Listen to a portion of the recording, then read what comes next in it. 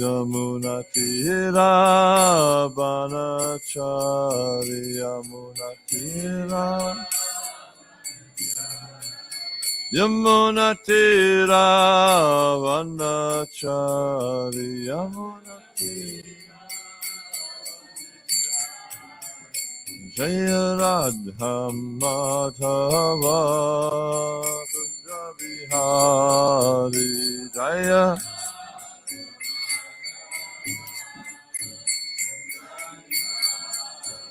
Jaya Radha Madhava Kunja Bihari Jaya Radha Madhava Gopi Jana Vallabha Girivardhari Gopi Jana Vallabha Gopi Jana Vallabha Girivardhari Gopi Jana Vallabha Yashoda Nandana Braja Jana Ranjana Yashoda Nandana Yashoda Nandana Braja Jana Ranjana Yashoda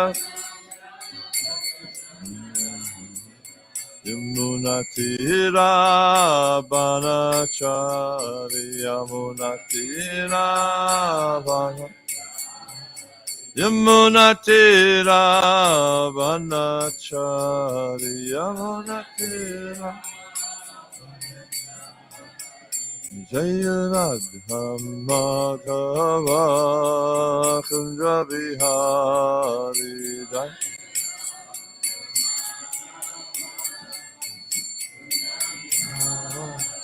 Jaya Radha Madhava Kunja Bihari Jaya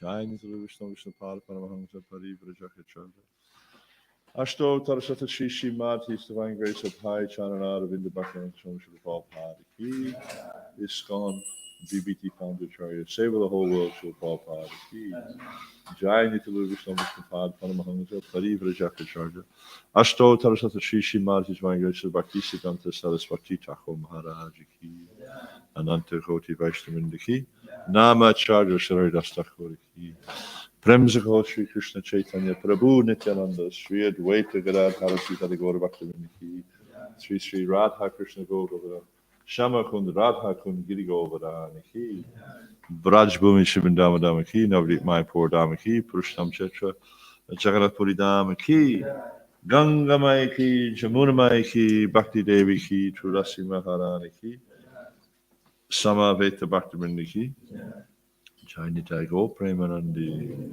Oh, glorious to the assembled devotees. Oh, glorious to the assembled devotees. Oh, glorious to the assembled devotees. Oh, glorious, Lord of the Sri Guru and Sri Garanga. Oh, glorious to Prabhupada Ki Jai.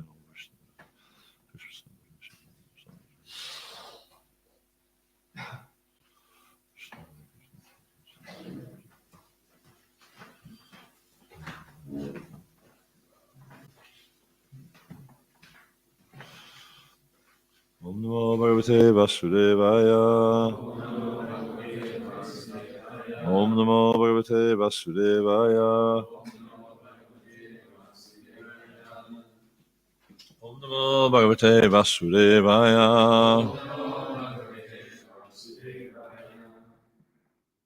Pura Grama Vrajodhyana. Pura Grama Vrajodhyana. Pura Grama Vrajodhyana. Chetrarashrama Makaran. Chetrashrama Makaran.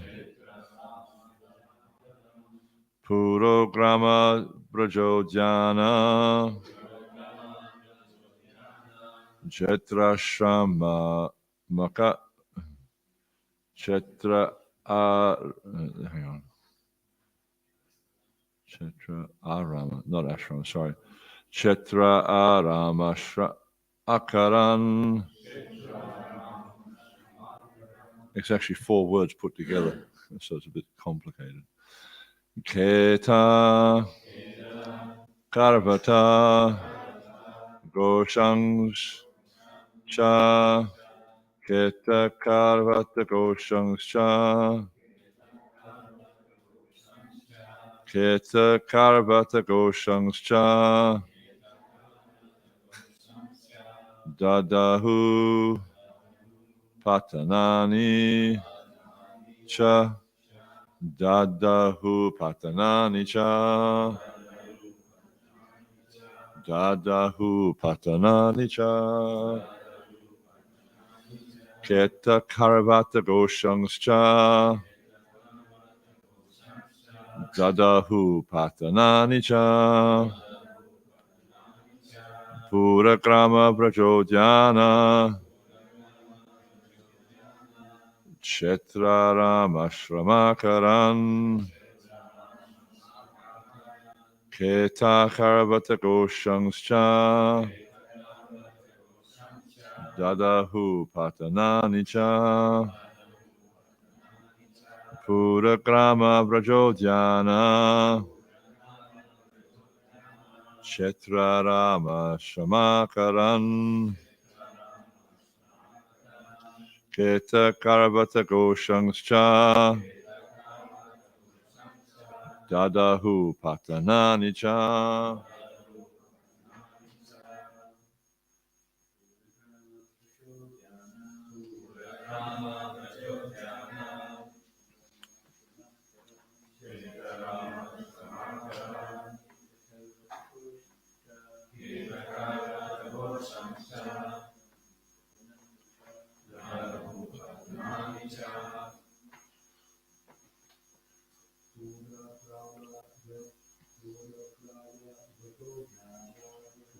Rama Vrajodhana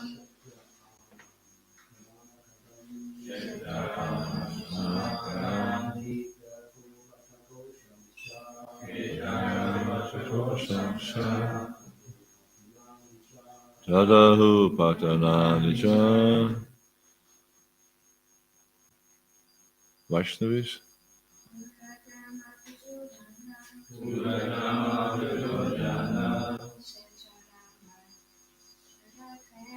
Yetarama Shramakaran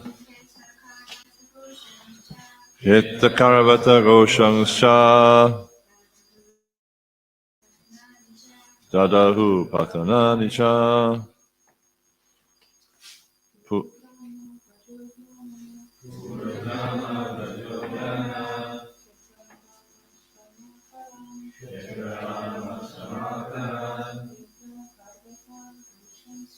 Yetakaravata Goshangs Cha Dadahu Patanani Cha Pura cities and towns. It's like sometimes you hear the word Jagannath Puri or, same thing, Puri, place where people live. Grama, villages. Vraja, pasturing grounds. Udyana, gardens. Chetra, agricultural fields. Arama, natural forests. Ashrama, hermitages of saintly persons. Akaran, and mines, and in parentheses, that produce valuable metals to maintain Brahminical culture, such as gold, silver, things like that. Keta, farm. There's a word there. Farm villages. Karvata, mountain villages. Goshan, the villages of cowherds. Cha, and Dadahu, they burned. Patanani, the capitals. Cha, also. So here there's a list of places. There's cities, villages, pasturing grounds, cow pens, gardens, agricultural fields, and natural forests, hermitages, mines, the residential quarter of the farmers, the mountain villages, the villages of cow protectors, the cowherd men, and they also burnt the government capitals. So what's the common thing with all of these? Can you think of something that's common with them, especially from the perspective of Krishna consciousness?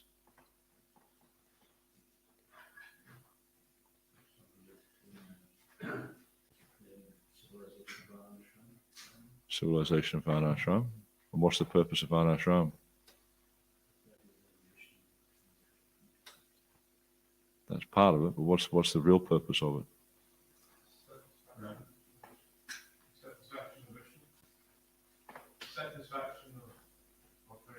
Yeah, it's all meant. All these things are meant for pleasing Krishna, as it says. You'll see it here in the purport. It says Samsiddhi Haritoshanam. That all these things are meant for satisfying Vishnu. That's the purpose of them, and so that's why they're attacking those things, because they know they're not stupid people. They're very intelligent. They know these things are meant for satisfying God. So we want to upset Him. So let's attack those things that are meant for His pleasure. It's very what's the word?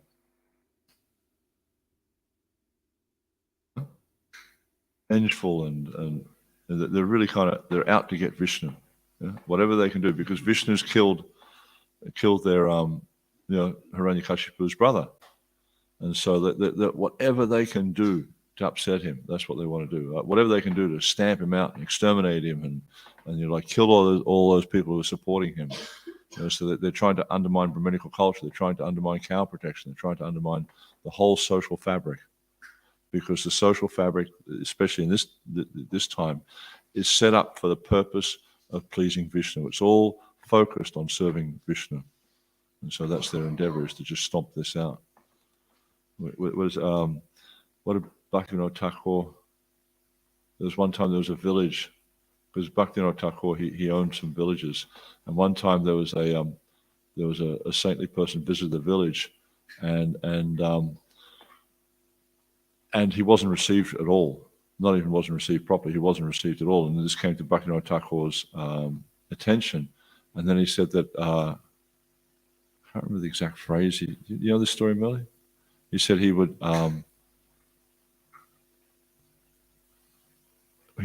exterminate the village or something with great, I can't remember the word he used, but it was really kind of heavy statement, with he'd really focus on stamping them out. It was a really, really heavy statement he made. So same idea here is the demons, they've got this determination to stamp out everything that is favorable to the Supreme Personality of Godhead. Prabhupada's translation: the demons set fire to the cities, villages, pasturing grounds, cow pens, gardens, agricultural fields, and natural forests.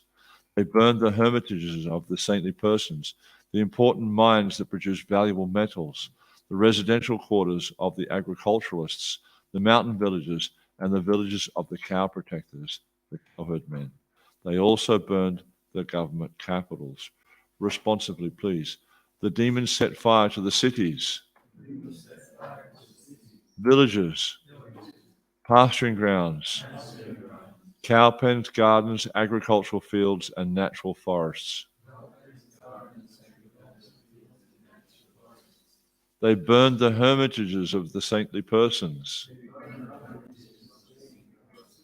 the important mines that produced valuable metals, the residential quarters of the agriculturalists, the mountain villages, and the villages of the cow protectors, cowherd men. They also burned the government capitals. So you can see how they're trying to, with great discrimination, they're really focusing on these things that are meant for the service of the Supreme Personality of Godhead. Prabhupada's purport. The word Udyayana refers to places where trees are especially grown to produce fruits and flowers, which are most important for human civilization. Krishna says in Bhagavad Gita 9:26, Patram pushpam param toyam yome bhaktya prayachati tadaham bhakti paharitim asnami prayatakmana. If one offers me with love and devotion a leaf, a flower, a fruit, or water, I will accept it. This is quite an interesting verse also, in that we see that Krishna, twice in this verse, he mentions bhakti. It's not just we go through the motions of offering or whatever. We don't. It's not just an external mechanical thing. Our approach to the Lord must be imbued with bhakti. So this often, and when we teach devotees how to offer bhoga, I always ask this question, what causes Krishna to accept? And, like devotees will say different things, Tulsi, following the rituals, this thing, that thing. But ultimately, the point of bhakti comes out. They say, Krishna says in the Gita, if one offers with love and devotion, I will accept. So then naturally the question comes, who has bhakti? So who here has bhakti? Huh? A devotee, so you're a devotee. If you had what? That sounds a little bit circular. Like, who's the president of the United States? Oh, that person who sits in the White House. Who's the person who sits in the White House? The president of the United States. A little bit circular. But who has bhakti?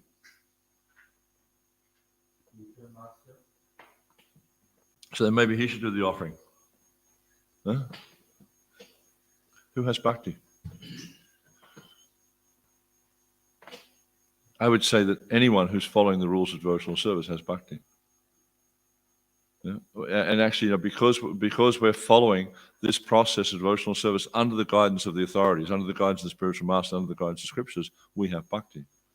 It may not be, as we see, I've just been reading the last few chapters of the Antya Leela, and it may not be the kind of bhakti that's manifested by Lord Chaitanya, where he's, rolling on the ground, he's manifesting horripilations on his body, his limbs are becoming distended, he's just going completely unconscious to external, that's not that kind of bhakti, but it's the bhakti where we follow the rules and regulations of devotional service, and this is called Vaidhi Sadhana Bhakti, because Vaidhi Sadhana means following rules and regulations of devotional service is what it means, and this is defined as being bhakti, and because the purpose. You have to look at the purpose. Is anukulyena krishnanu. The purpose of following these rules and regulations is not just so we're very good followers of rules and regulations. That's got nothing to do with it. What's the purpose? The purpose of following these rules and regulations is for the satisfaction of Vishnu or Krishna. Therefore, it's bhakti. It may not be the most elevated bhakti, but because we have this, and there's that verse. That I just quoted that line from in the Bhakti Rasamrita Sindhu, which how does that verse start? The first line? Yeah, Anya Abhilasha Shunyan Jnana Kamana Anavritan Anukulyena Krishnanu Shiranam Bhakti Uttama. So it's describing the process of bhakti or devotional service as being that which is Anya Abhilashita. Abhilash means desire. It means to have no other desire. Shunya. Shunya means like a sunyavadi, means zero. The desires are zero. You have no other desire than there's no jnana, there's no karma, and we serve Krishna like Krishna anushilana. Anushilana means you're doing something for that. So the idea is you're doing something for Krishna. So I mean, and anukulyena krishnana. Anukulyena means anukul means favorable. Just like we see, there's different examples. Like you can see Mother Yasoda, she was chastising Krishna. So you think, well, how's that devotional service? She's raising a stick to chastise Krishna. She wants to chastise God. How's that devotional service? But her intention was she was doing this so that Krishna would grow up to be a nice young man, so that he understood proper values, he understood proper conduct. There's an interesting story in the I think it's the Chaitanya Bhagavat, where Lord Chaitanya was playing with a dog. Yeah? That's in the Chaitanya Bhagavat, right, Bill? And Sachimata was horrified when she saw him playing with a dog. And she says, you come from a Brahmin caste. How can you play with this unclean animal? What are people going to think? They see a Brahmana who's playing with a dog. They're just going to think it's very, very degraded. And you'll bring disrepute or ill repute to the Brahmin caste by doing this. So she was, really clearly explaining the Brahminical culture. But the point is like the intention of Yasoda Mai and also Sachimata, it was a favorable intention, because it wasn't just their intention wasn't simply to punish. Their intention was to set them on the right path. And then we can see in the example of Kamsa, for instance, when he found out that Vishnu was going to kill him, he was constantly absorbed in thought of Vishnu. The same as here, we see Hiranyakashipu is constantly absorbed in thought of Vishnu. So is that, and that's like, our goal. Krishna says in the Gita, always think of me, become my devotee, worship me and offer your homage to me, thus you'll come to me without fail. So what's the difference between Kamsa or Hiranyakashipu always thinking of Krishna and us always thinking of Krishna? What's the difference? Must be some difference, yeah? Or is it the same thing? Yeah, so the thing is that Kamsa, and Hiranyakashipu, their contemplation of Vishnu is they wanted to kill Vishnu. So their constant thought in Vishnu was not favorable, whereas our constantly being absorbed in thoughts of Krishna is that we want to serve Krishna, we want to please Krishna. So even though the external activity may seem the same, because the intention is different, therefore the result is different.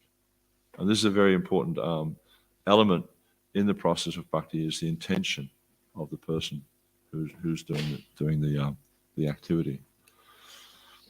Fruits and flowers, and this is a really interesting point. Fruits and flowers are very much pleasing to the Lord. If one wants to please the Supreme Personality of Godhead, he can simply offer fruits and flowers, and the Lord will be pleased to accept them. Our only duty is to please the Supreme Godhead. Samsiddhi Haritoshanam. So there's a nice verse in I think it's the second chapter of the first canto, where I think it's Sukadeva Goswami, maybe Sutta Goswami, I can't remember, is explaining that the whole purpose of the Varnashram system, because we see, in India, it's still there's some elements of Varnashram quite prominent in India, especially you go to Vrindavan, so you'll see there's so many castes and classes in Vrindavan. But their focus on the castes and classes is more about, well, I'm a Brahmana, so I'm better than you. You're a Sudra, or you're a Malechra, you're a Chandra, or they discriminate in terms of people's caste or class in order to dominate, in order to it's kind of like a thing that's motivated by false ego.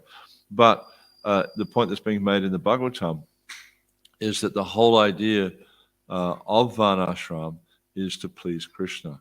It means like, according to your nature, you serve Krishna. It's like if one has a nature of being a worker, someone who likes to work in the fields and things like that, it's not like you're lesser or better than anyone else, because ultimately we're all servants of Krishna. But the point is you have a particular nature, so use that nature for the service of Krishna. Use that nature for the satisfaction of the Lord. Whatever your nature is, doesn't really matter. Like you're a teacher, so use that for teaching Krishna. Murli's a Brahmana, so he uses that for satisfying Krishna. Whatever it is you're doing, you use it for satisfying Krishna. And then that's the perfection of the activity. But if you're using that activity for the gratification of your senses, then that activity will bring bondage in this material world. It will cause you to become bound up to that, or attached to that position that, I'm a teacher, or I'm a Brahman, or I'm a this, or I'm a that. But that's not the point. The point of any activity in this material world, if one is seriously interested in leaving this material world and going back to Godhead, then the focus of that activity must be to please Krishna, because that's the purpose of the human form of life. Our existence is simply to serve Krishna. It's just like you have fingers on your hand. What's the purpose of the fingers? It's to serve the body. If they do something different, then they're useless. The only purpose of the fingers is to serve the body. Is they take food, they put it in the mouth, they put your, do your buttons up on your clothes, they do up your, the ties on whatever. So the purpose of the fingers is to serve the function of the body. And in the same way, it's described how the living entity is part and parcel of the complete whole. The jiva, us, are part and parcel of the complete whole. So the purpose of the part and parcel is to serve the whole. If we understand who we are, then we understand what our function is. And as Lord Chaitanya describes, he says, Jivera Sukhoy, Krishnera Nitidas, Krishnera Tasta Shakti, Veda Prakash. That the nature of the jiva is this Tatasta Shakti. So Krishna has three types of energies. He has the Baharanga Shakti, the Tatasta Shakti, and the internal. So there's the external energy, Baharanga, there's the marginal potency, and there's the internal energy. And so we are just Baharanga, so Tatasta means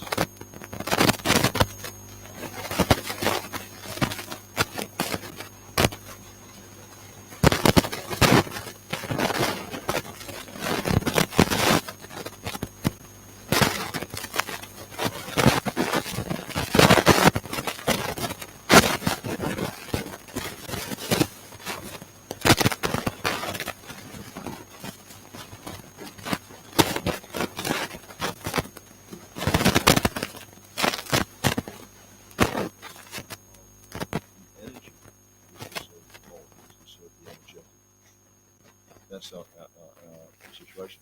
But because we're in this position of tatasta, it's a little bit like, that if you go down the beach, I don't know if anyone's been to the beach, the beach is a distance away from here, but the section between the low tide and the high tide mark, that's what's called tatasta. So sometimes it's uncovered, sometimes it's covered by water. So that's our situation also. Sometimes we're covered by the modes of material nature, sometimes we're uncovered. The uncovered state means we're Krishna conscious. The covered state means we're absorbed in the material nature. And that's the situation of living entity. So we can go either way. But when we come into contact with Krishna consciousness, when we come into contact with the process of bhakti, then the living entity's natural condition becomes revealed. This condition of being an eternal servant of God becomes revealed. And that's the process of devotional service, is to help us to reveal that natural position. Whatever we do and whatever our occupation, our main purpose should be to please the Supreme Lord. All the paraphernalia mentioned in this verse is especially meant for the satisfaction of the Lord, not the satisfaction of one's senses. And this is the problem in this material world. Like everything you see here, there's nothing wrong with what you see in the material world. All these different inventions the scientists are coming up with, all these things engineers are making, like cars and planes. All these things are great if they're connected with Krishna. But as soon as they're not connected with Krishna, they become asara, they become useless. Prabhupada would sometimes say that all these things in this material world, they're just big zeros. Your skyscraper buildings, your jumbo jets, whatever it is you have. So many things in this material world, they're just big zeros. They're useless unless you connect them with Krishna. And it's just like if you take a long string of zeros, what do they add up? You can have 1 million zeros in a row. What do they add up to? What if you have 5 million zeros? What do they add up to? It doesn't matter how many zeros you have, they mean nothing. They add up to zero. But if you put one in front of all those zeros, what do you have? You have a very big number. So the one we put in front of all those zeros is not me. I'm not the one. I'm a zero. But if I can become connected with Krishna, then it becomes substantial. So the idea is to take all these things in the material world and connect them to Krishna. Then they have meaning. Then they have purpose. It's the same with our existence. If we connect ourselves with Krishna, then our existence has a purpose. But if it's not connected with Krishna, or if all these things we have in this material world, if they're not connected with Krishna, they have no purpose, they have no meaning. They're just an obstacle in our onward journey in this material world. So the whole purpose of life is how to connect everything we have with Krishna. Well, this needs to be the purpose of life. And this is explained in both in the Bhagavad Gita and the Bhagavatam, that the purpose of life is to satisfy Vishnu. It's its only purpose is to satisfy the Lord. And then when we're following this path, when we're following this purpose of life, then we become peaceful, we become happy, we become rightfully situated. But if we don't follow this, if we're doing something different, or if we're trying to be the center of attention, if we're trying to be the controller and the enjoyer in this material world, then we experience anxiety, then we experience stress. And there's ample opportunity in this material world for anxiety and stress, isn't it? There's no shortage of it in this material world. Just like, just look at what's happening in the world right now. There's wars going on. There's forest fires. I mean, forest fires like countries have never experienced before. In Canada, in Spain, and probably we'll find in Australia in February there'll be a massive fire season again, like we've never experienced before. Every year in Australia, the fire's just getting worse and worse and worse, like they've never experienced. I remember it was 2020 when the pandemic struck, and actually no, it's before the pandemic struck. It was just before that. I was returning to Australia, and I've flown over bushfires before, and they're just fires. These fires were incredible. I mean, we flew over them in the plane, and you could actually see the flames. They were just like leaping. And we were at 20,000 feet, you can see the flames leaping out of the trees, just gigantic. You can even see them from the satellites in space. They took satellite photos of these fires to the west of Sydney. Incredible. And that's just the nature of what's happening in this world. So there's no end of cause for anxiety. But if you take shelter of the Supreme Personality of Godhead, then Gyatva Mam Shantim Richiti, you'll know peace, because you understand why everything's happening in this material world. So the last section. The government, indeed the entire society, should be structured in such a way that everyone can be trained to satisfy the Supreme Personality of Godhead. But unfortunately, especially in this age, Nate Vidu Swatakatim Vishnu. Very, very nice verse from the Bhagavatam. It says, Nate Vidu Swatakatim. So Nate Vidu means they do, Te means they, Na means no. Nate Vidu, they do not know. Swatakatim, what is the supreme destiny? Gati or Gatim means destination. Sva Ata. So Sva means own, Ata means benefit. Yeah? So what is the supreme, what's the most beneficial destination? The supreme most, Swatakatim, He Vishnum, indeed it is Vishnu.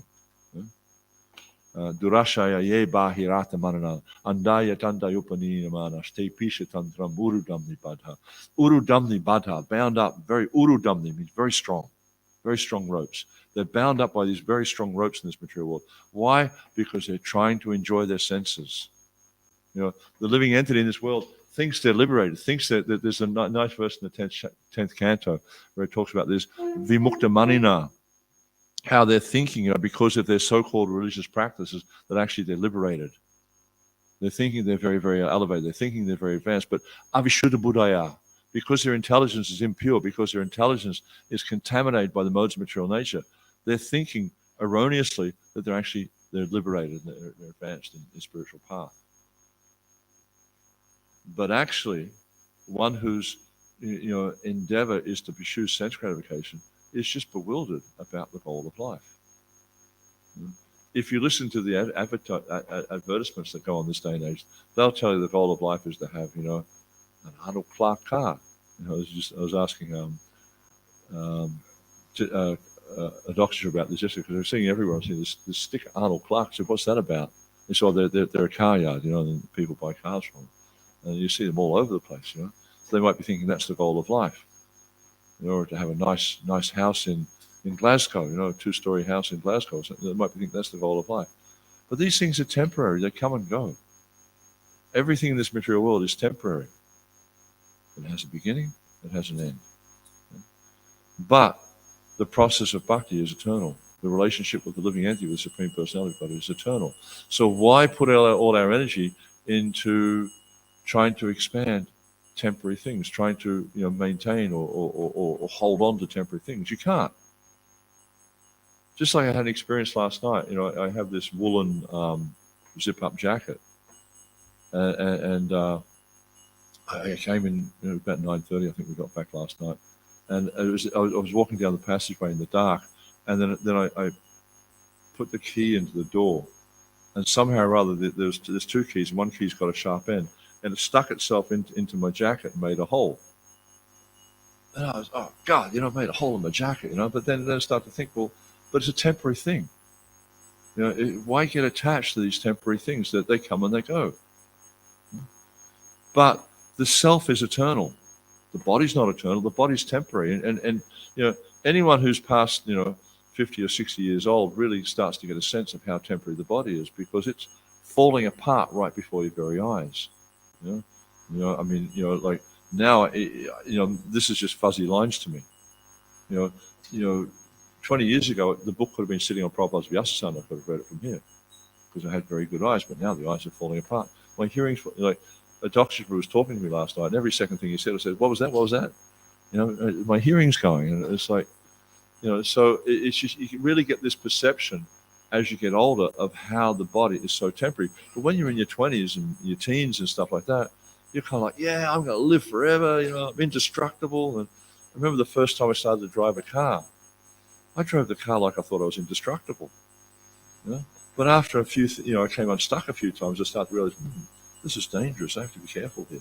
I remember one time I was driving down this mountain road, like, it was all like, it's dirt road. It was all like all these corners and stuff like that.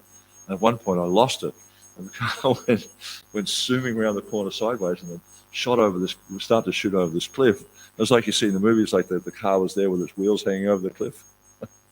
And that really sort of dawned on me, like, I could die doing this, so I sort of backed off on the accelerator a bit after that. But, it's like we have this perception, because the self is eternal. We have this perception of eternality, but we don't make the connection that the body's not eternal, especially when we're younger. We tend to be a little bit clouded by, our false ego and thinking that, I can live forever. I'm indestructible. But when you get into your 30s and stuff, this idea of, when you've had a few accidents, you've had a few injuries and stuff, this idea of indestructibility starts to diminish. And it's kind of interesting, like because in movies, I'm sure it's always been like that in movies, but people, they watch movies and stuff like that, and the hero, we used to watch this thing when I was a kid, like 10, 11, 12 growing up. There was an American war kind of series called Combat, and there was this guy. He was the sergeant. He led the platoon, and like every show, he would get shot up or maimed, disfigured, whatever like that, and the next one he comes back good as new. So they're trying to promote this kind of idea of the living entity being indestructible, or the body being indestructible. Because then you'll just push on with life, and you'll just try to enjoy yourself as much as you can, because I'm going to live forever. But they don't see the disconnect between the nature of the self and the nature of the body, because the body is temporary. It is short-lived. It is prone to failure. The soul is eternal. For the soul, there's neither birth nor death at any time. Has not come into being, does not come into being, will not come into being. Unborn, ever existing, primeval. Not slain when the body is slain. There's such a difference between the body and the self. But in the modern society, there's no education for that. They don't see how the body is different from the self. But spiritual life, the spiritual knowledge, shows us very plainly. There's many stories, and even at the end of this chapter, you'll see that Hiranyakashipu, the greatest of demons, he's showing how the body is different from the self. He talked about this story about, I think, Suyagya, or Sujana or something. He's showing how, he shouldn't lament over the loss of the body, because it's temporary. The body is destined to perish. But the self is eternal. And this is the very fundamental understanding of the Bhagavad Gita. Jayate mriyate vakadachin nayam bhutva bhavatava.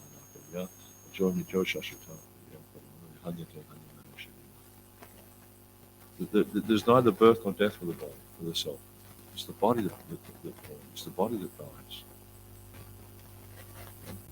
So the whole first section of the second chapter of Gita is focusing on this point of the eternality of the self and the temporality of the body.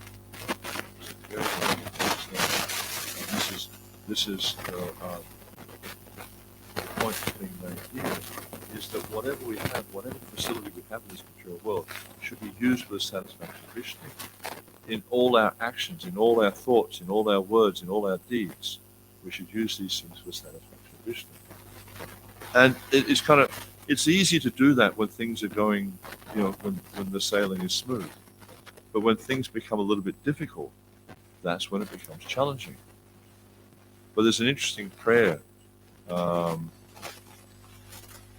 the 8th chapter of the Bhagavatam, first canto. Kunti Devi, she prays to Krishna.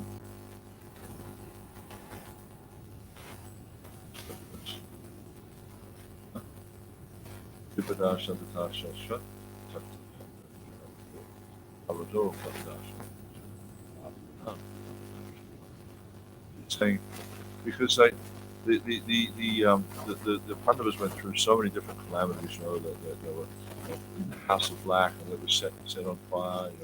Roshan tried to destroy them, and then Bhima, they tried to poison cake. He was saved from that. So many, the gambling match where they tried to strip her off to the naked. So many different calamities they faced. And every calamity that happened to them, what did they do? They, tried to defend themselves, walk away. What did they do? Every time there's calamity. Huh? They took shelter of Krishna.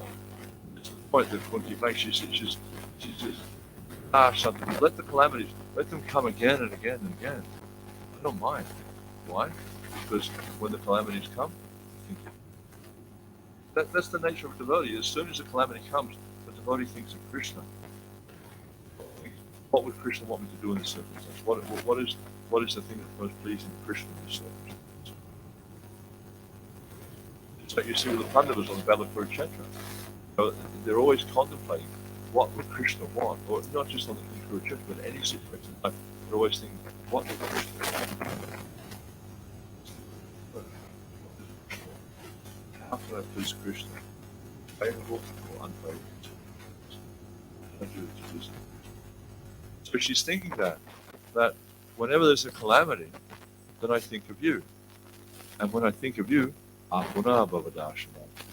I no longer have to fear death.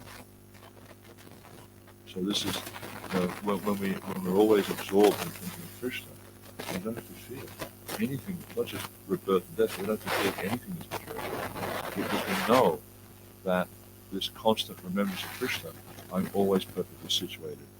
There's a nice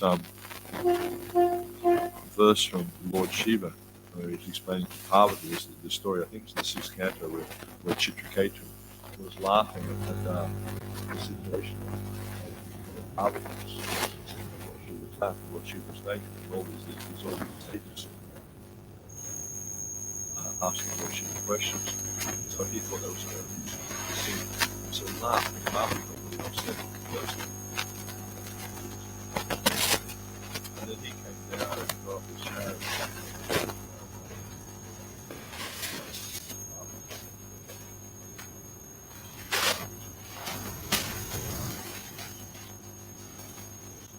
Person.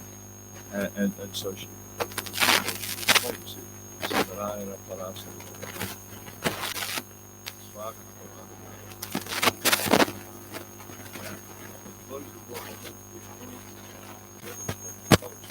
Why? Because they're always absorbed in Krishna.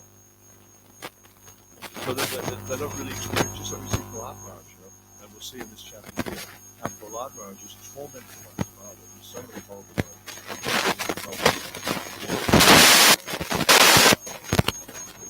Bitten to death by snakes, thrown off a cliff, and in every circumstance, he just constantly remained absorbed in thoughts of Krishna. He was chanting the name of Krishna. So he never saw it as being a favorable or unfavorable circumstance, because he was always absorbed in thought of Krishna. And for one who takes shelter of Krishna in such a fashion, then they're actually Jivan Mukta Suchite, it mentions in one of the Puranas, that they're actually understood to be liberated. Why? Because they're always absorbed in thought of Krishna. They're considered not to be situated in this material world because of this constant thought in Krishna. So the point I'm trying to get to here is that whatever situation we find ourselves in life, whether it's a favorable situation or it's an unfavorable situation, whether people are being nice to us or people are being unkind to us, whether we're getting the results we want or we're not getting the results we want, always act in a way that's pleasing to Krishna. And sometimes it's very easy. You understand, when you attend the program in the morning, you say, Krishna wants me to chant Hare Krishna. By chanting his holy name, it's pleasing to him. If I serve the devotees, that's pleasing to Krishna. If I distribute books, that's pleasing to Krishna, pleasing to Prabhupada. But when things are difficult, that's when it can become more challenging. And what tends to happen, it's just like, when things are going good, it's easy to act like a saintly person. Yeah? But when you're under pressure, that's when the test really comes. You put anything under pressure, and you start to see. It's just like, when you're getting your car fixed, for instance, they do these stress tests on the car. Like, they'll put a new radiator in or a new hose or something like that, and they put this thing on the top of the radiator, and they pump up the pressure to see if it's going to leak. Yeah? And if there's a flaw there, it'll come out. Yeah? So it's the same for us. It's like when we're put under pressure, that's when you really start to see your nature. That's when you really start to see what your trigger points are. That's when you really start to see the areas you need to work on. Yeah? So that's when it's really important that we start to take shelter of Krishna, is when we're under pressure. We take shelter of Krishna in these circumstances and try to act in a way that's pleasing to Krishna, because you'll start to see, and the fact of this material world is that these times of stress and pressure are going to constantly be happening. As Kali Yuga progresses, it's going to become more and more common for us. So the idea is by studying the scriptures, by associating with devotees, by applying ourselves to the devotional process, then we eradicate these anarthas. We destroy all these different anarthas that are in the heart. This is the point of what is called anartha nivriti. Nivriti means to destroy. Yeah? So the process of bhakti is called anartha nivriti. As soon as you start chanting Hare Krishna, as soon as you start following regular principles, as soon as you start doing any of these activities, you're engaged in anartha nivriti. As soon as you take the process of bhakti, this is removing anarthas from the heart. So when we come into these times of stress, when there's, especially we see when there's conflict amongst devotees, then often you'll see bad qualities come out. They start to think badly of each other. They start to call each other names, things like that. But this is not pleasing to Krishna, and this is not how we get Krishna's favor. We need to, whenever we get into these difficult circumstances, immediately start to think, what would be pleasing to Krishna? How can I act in this situation? And even if it's, Krishna is a little bit too abstract, a little bit too far away, think, what would be pleasing to Prabhupada? What would be pleasing to my spiritual master in this situation? Or whoever is your spiritual inspiration, the person who inspires you in Krishna consciousness. What would be pleasing to them? And in this way, we'll become more and more capable, more and more adept at acting in a way that is pleasing to Krishna in all circumstances. Okay, any questions, comments on this wonderful verse and purport?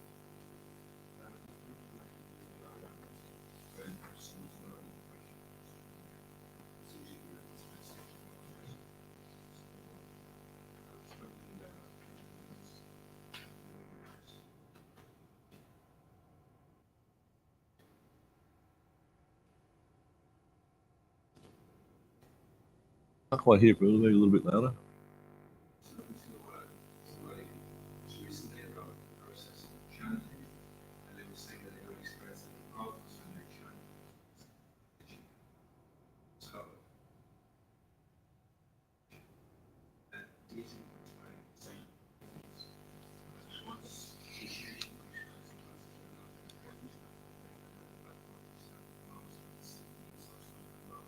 What do you do in that situation? You just encourage the person to stay on. Yeah. Maybe exceptional, and you say, well, they'll be coming very soon. Yeah, I don't think the process of initiation really has much to do with it. It's just as you apply yourself more and more effectively to the process of bhakti, initiated or not, then the anarthas start to become apparent. You start to see the anarthas because the process of bhakti is purifying. And, in the beginning stages, it seems, from my observation over the years, in the beginning stages, there seems to be like a period of grace, where you're able to apply yourself to the process of bhakti. And it all seems very, it's like anything new is attractive, anything new. It's just like, about a month ago, I got a new computer, and they're fantastic when they're new. But give it a few months and I'll just think it's like any other computer, because it's no longer new. So the senses are always attracted to new things, it's a new experience and it always seems wonderful. But then after some time, then the true nature of things becomes apparent. So then after some time at practicing the process of bhakti, we start to experience the effect of the purification. And it's just like sometimes the analogy is given like when you make ghee, when you first melt the butter, it all looks like a nice, yellow liquid, but then as you're heating it, slowly heating it, then the ghee solids start to rise to the top. These are the impurities coming out. And, it can take a period of a few hours for all the ghee solids to come out. And then when you finish, when all the ghee solids are removed, then you have pure ghee. So it's the same in the process of bhakti. In the beginning stages, it all just seems like it's all hunky-dory, things are going great. I'm not having a problem with my chanting. But then after some time, when you become a little bit more adept at chanting, when you become a little bit more connected with the process of purification, or not just connected, but sort of just more apply yourself to it more, then you start to see how the anarthas are coming up, and it starts to think, oh gosh, I never realized I had so many problems, I was better off before. And often you hear this, they'll say, I was better off before, because I was happy before. But but before we were in ignorance, we didn't realize how many anarthas are there, because we're covered by the illusion of Maya. But as you start to practice the process of bhakti, as you start to purify, and the coverings of Maya start to part a little bit, then you start to see the reality. So it's just the effect of the process of bhakti.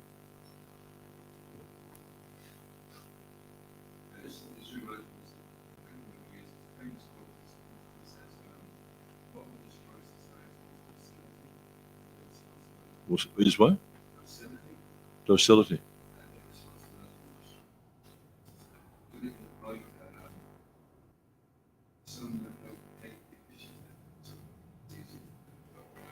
Yeah.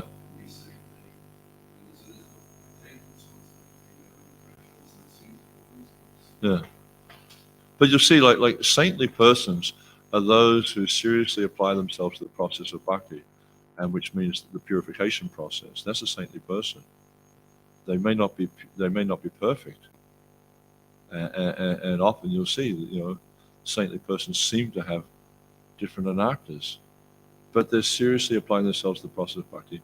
They've taken this process as their life and soul, and that's what we need to do: is to take this process in our life and soul, take this goal of pleasing Krishna as my only business in life, whatever I do. And there's I was quoting that verse last night. Yad karoshi yadisnasi yadjohosi yad yatapashashi kunteya tad kurusha marapara. Whatever you do, whatever you eat, whatever you offer, give away, whatever austerities you perform, you do that as an offering to me. This is how you please Krishna. Is everything you do. When you interact with another Vaishnava, do that as an offering to Krishna. When you interact with a non-Vaishnava, do that as an offering to Krishna. When you're going to, we explained this to Baleshwar last night, when you go to work, when you're working in your job, because what I see happens is, especially for the devotees who are, raising families and they have a job, they see the two things as separate. That's where the problem is. is if you see it as being separate from Krishna consciousness. So it means what Krishna says, whatever you do, yad karoshi, whatever you do that as an offering to me. So you're raising a family, do that as an offering to Krishna. It's just like you have to discipline the child. Discipline the child as an offering to Krishna. What is the best way to discipline this child so they can be inspired to become devotees of Krishna? Beat the living daylights out of them until they're black and blue? That's what many people do. No, like Prabhupada's father, he would come to him and say, I don't like to do this. You are my son, but it is my duty as your father to discipline you. He had a Krishna conscious approach to it. His whole idea, Mother Yasoda, she's disciplining Krishna so he can grow up to be a nice person. In Sachimati, she's disciplining Lord Chaitanya so he can be a nice devotee of Krishna. So whatever we do, we can't, if we're seeing the separation between it, means we're not understanding the process of bhakti. We have to see that whatever we do, this is an offering to Krishna. So, even, when you have to, as a manager or as a leader, you have to discipline those around you, do that as an offering to Krishna. When you have to, interact with non-devotees, like sometimes, the various authorities in the municipality or something may be causing trouble for us. We don't go into battle with them. We go there and interact with them as an offering to Krishna. Okay, what's the most Krishna conscious way I can do this? How can I please Krishna with this activity? It's easy to do it when we're all sitting around having prasadam and there's a nice feast or whatever, and we're serving devotees, and we're receiving prasad. That's easy. We're in a kirtan, you've got a nice kirtan leader, it's a fantastic kirtan, I'm feeling very inspired. That's easy to act in a way that's pleasing Krishna. But when the tension, when the conflict comes, how do we act in a way that's pleasing to Krishna? That's the real test of the devotee's mettle. Is how we act in all circumstances to please Krishna. Because everything we do needs to become an offering to Krishna. That's Krishna consciousness.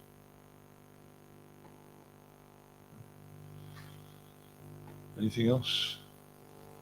Yes, Prabhu.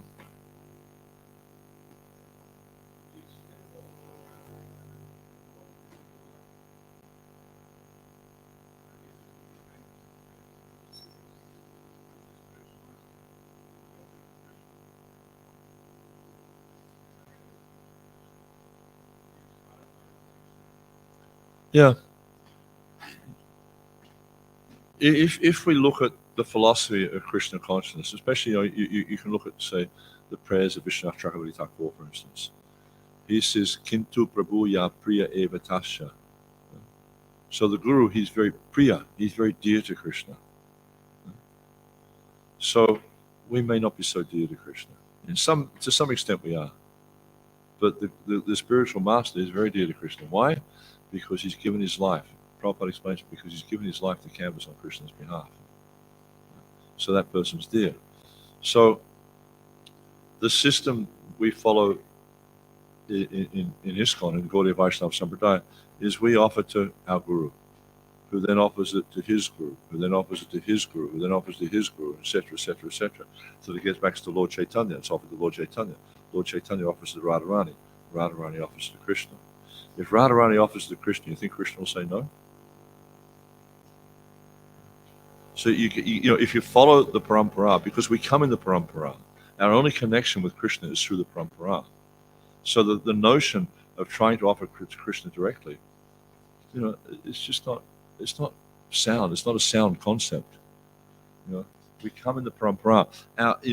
Our very kind of, the fact that we're able to exist in Krishna consciousness is due to the members of the parampara. The fact that we've come into contact with Krishna consciousness is simply through Srila Prabhupada and his followers. So therefore, when we're doing any service to the deities, we do it through the agency of the parampara. And in this way, Krishna will accept. Because it's going through the Guru Parampara to Lord Chaitanya, to Radharani, then to Krishna. So if Radharani offers him something, he can't refuse. He can't. And Prabhupada mentions that if you follow this system, Krishna must accept. He has no choice. He must accept because he's controlled by his devotees. Prabhupada explained to Janani Prabhu one time in Mayapur is they were getting deities of Radha Krishna. They had deities of Radha Krishna. And Radharani in Mayapur, she holds in her hand, her right hand, she holds a tambula, this palm, the leaf like that. And Prabhupada explained to Janani Guru that when Radharani is like this, when she's offering something to Krishna, Krishna can never leave. Because he's bound up by her love. And this verse here that Prabhupada's quoting, Patram Pushpam, when one offers with love, with real love, not just the make-believe stuff we talk about in this material world, but when it's genuine love for Krishna, then Krishna, he must accept, he can't not accept it. He can't, because he's controlled by the devotee's love. So when we go through the parampara, this is following the system that's been established by our acharyas. So this is a manifest, because we don't have pure love right now, we follow the system, we follow the rules and regulations, this Vaidhi sadhana, then Krishna accepts, because that's a manifestation of our love. Love has different manifestations as we evolve in the process of bhakti. In the beginning stages, the love is manifested by following the rules and regulations given by spiritual authorities. But then as we mature in devotional service, that love takes on different manifestations until it gets to the point of being prem, when it's just like you're just completely overwhelmed by love for Krishna, and Krishna's overwhelmed by your love also.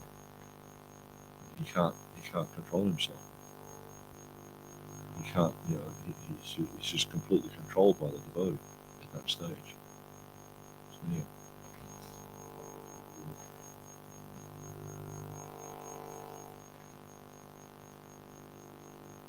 Anything else? Okay, thank you all very much. Srila Prabhupada ki, Samaveta Bhakti ki, Jai Nitai Gaur Premanandi. Hare Krishna, Srila Prabhupada ki Jai.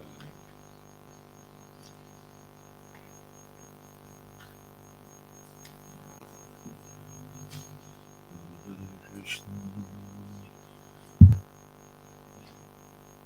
You were sitting on the chair.